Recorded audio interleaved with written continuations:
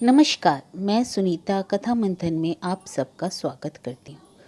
कथा मंथन में सुनिए एक छोटी कहानी कदम्ब के फूल। लेखिका सुभद्रा कुमारी चौहान।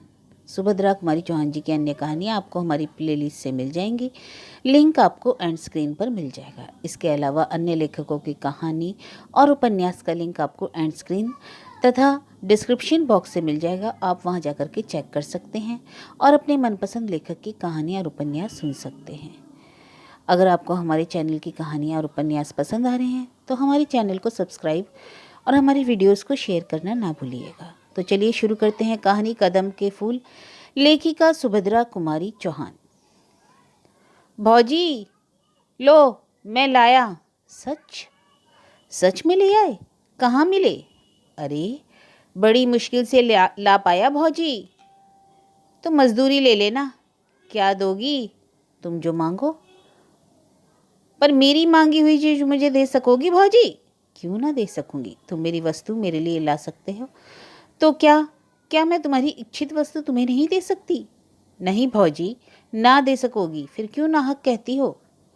अब तुम ही ना लेना चाहो तो बात दूसरी है, पर मैंने तो कह दिया जो तुम मांगोगे मैं वही दूंगी।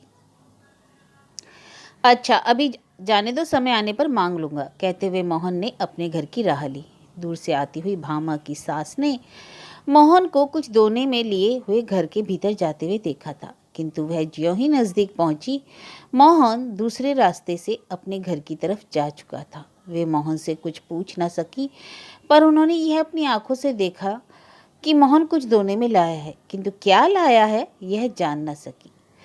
घर आते ही उन्होंने बहू से पूछा, बहू, मोहन दोने में क्या लाया था? भामा मन ही मन मुस्कुराई और बोली, मिठाई।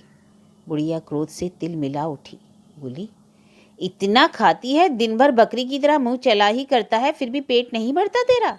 बाजार से भी मिठाई मंगा मंगा के खाती है। अभी मैं ना देखती तो क्या तू कभी बतलाती? भामा मुस्कुराते हुए बोली, तो बतलाती क्यों? कुछ बतलाने के लिए थोड़े ही मंगवाई थी। क्यों? क्या मैं घर की कोई चीज ही नहीं हूँ? तेरे लिए मिठाई के लिए पैसे हैं। मैं 4 पैसे दान दक्षिणे के लिए मांगू तो सदा मुंह से ना ही निकलती है।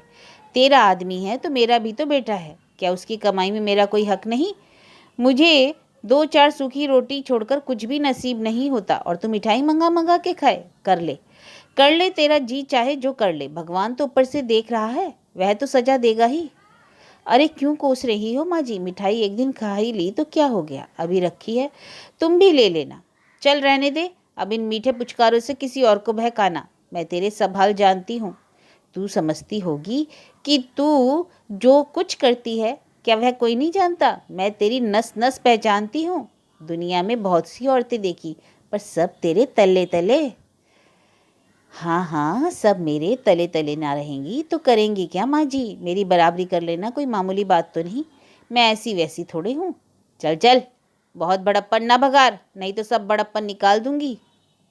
भामा अब कुछ चिढ़ गई, बोली, बड़प्पन कैसे निकालोगी माँ जी? क्या मारोगी? माँ जी को और भी क्रोध आ गया और बोली, मारूंगी, हाँ मारूंगी, मारूंगी भी तो मुझे कौन रोक लेगा? मैं गंगा को मार सकती हूँ तो क्या तुझे मारने का मेरा हाथ गंगा पकड़ लेगा? मारो, देखो कैसे मारती हो। मुझे वह बहू ना समझ लेना जो सास की मार चुपचाप सह लेती हैं। तो क्या तू भी मुझे मारेगी? बाप रे बाप, इससे तो घड़ी भर में पानी में उतार दिया। मुझे मारने कहती है? आने दे गंगा को। मैं कहती हूँ कि भाई तेरी स्त्री की मार सहकर अब मैं घर में ना रह सकूंगी। मुझे अलग झोपड़ा डाल दे, मैं वहीं पड़ी रहूंगी। जिस घर में बहू सास को मारने के लिए खड़ी हो जाए वहां रहने का धर्म नहीं। यह कहते कहते माँ जी जोर जोर से रोने लगी। भामा ने देखा कि बात बहुत बढ़ गई, अतः वह बोली, मैंने तुम्हें मारने को तो नहीं कहा माँ जी, क्यों झूठ मूठ कहती हो? हाँ, मैं मार तो चुपचाप किसी का ना सहूंगी। अपने माँ बाप की नहीं सही तो किसी और की क्यों सहूं? चुपचाप ना सहेगी तो क्या मुझे मारेगी? वही बात हुई ना। यह मखमल में लपेट लपेट कर कहती है तो क्या मेरी समझ में नहीं आता? माँ जी के जोर जोर से रोने के कारण आसपास की कई स्त्रियां इकट्ठी हो गईं।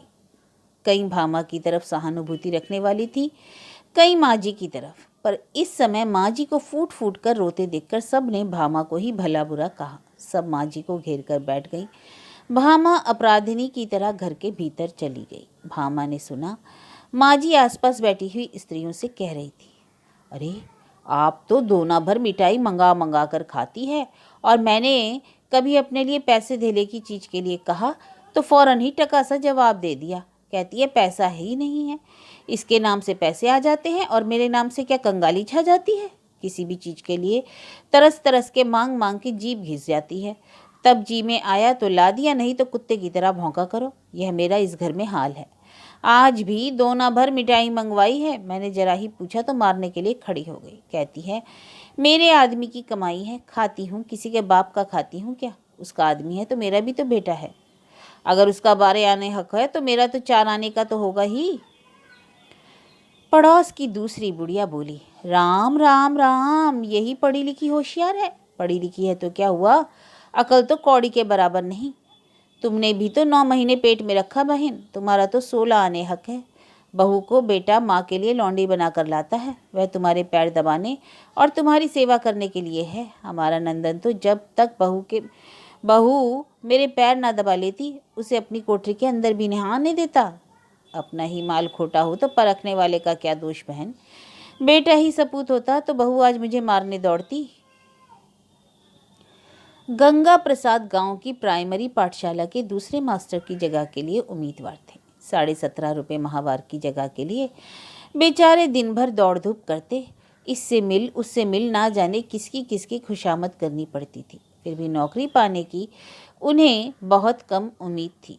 इधर वे कई मास से बेकार बैठे थे। भामा के पास कुछ जेवर थे जो हर माह गिरवी रखे जाते थे और किसी प्रकार काट कसर करके घर का खर्च चलता था। भामा पैसों को दांत तले दबाकर खर्च करती, सास और पति को खिलाकर स्वयं आधे पेटी खाकर पानी से ही पेट भरकर उठ जाती।